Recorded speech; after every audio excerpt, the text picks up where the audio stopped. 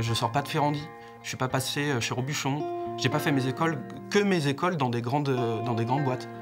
Mon parcours ne m'orientait pas, n'aurait jamais dû m'orienter vers une cuisine étoilée.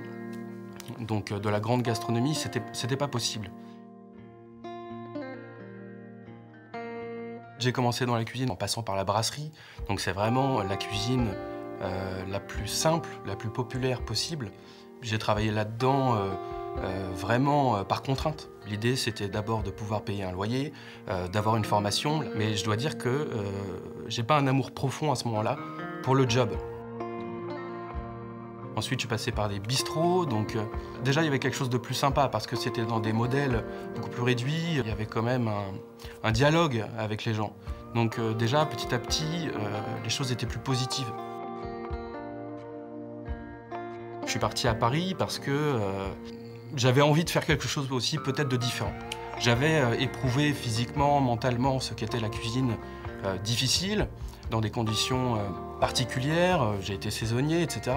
Il y a un moment, c'est pas que je fais le tour, c'est qu'on a envie aussi à 20, 22 ans d'aller plus loin, de voir ce que ça peut donner, d'essayer un truc, d'aller dans la créativité. Parce qu'une fois que physiquement on est prêt, du coup l'idée c'est peut-être aussi de voir ce qu'est la cuisine. Peut-être commencer à s'y intéresser vraiment. J'envoie des CV un petit peu partout à Paris, j'envoie des lettres en disant qu'en gros je suis personne, mais je m'en fiche. Et je crois qu'à ce moment-là, je me rends pas bien compte aussi de ce que ça va générer comme difficulté. Donc je pars à Paris travailler dans un grand restaurant étoilé, c'est très bien. On était vraiment dans le cliché, dans ce qui se fait de mieux et vraiment ce qu'on imagine de ce qu'est la grande cuisine bourgeoise en fait. Il y a un poste très important, j'étais chef de partie viande. C'était très codifié. En fait, c'était une cuisine de recettes appliquées non pas par un chef, mais par un guide. Il y a aussi ce phénomène de tous les jours travailler de la viande sans réfléchir. Tous les matins, je recevais des gigots d'agneau de qualité exceptionnelle. Bon, bah c'est super. Mais de le voir arriver tous les matins, en oubliant d'où ça vient en fait.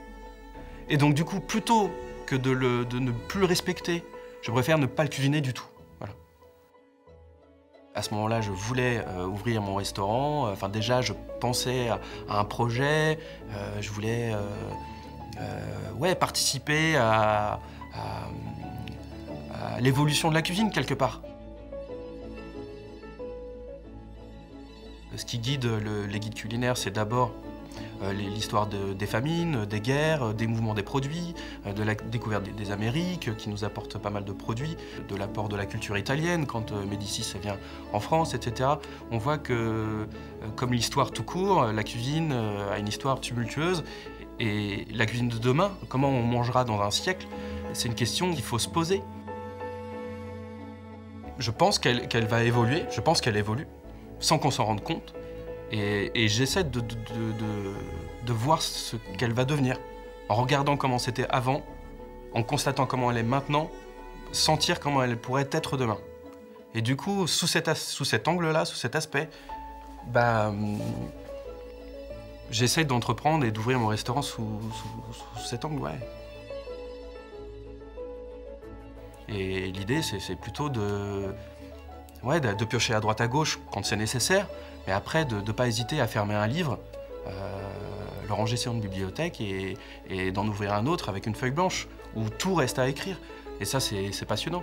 Peut-être qu'on va écrire de grosses conneries, mais c'est pas grave. L'idée, c'est d'essayer quelque chose. À Ronin, du coup, c'est l'aboutissement de mes années passées à travailler, en fait. Et c'est de démontrer qu'il existe, il est possible de créer une cuisine gastronomique, végétalienne.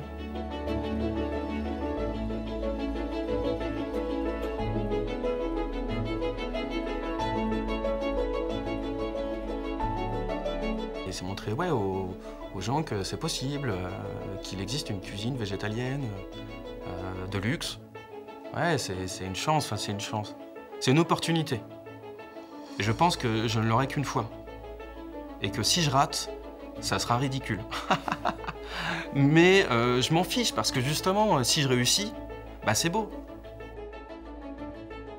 Je crois que c'est le chemin du progrès.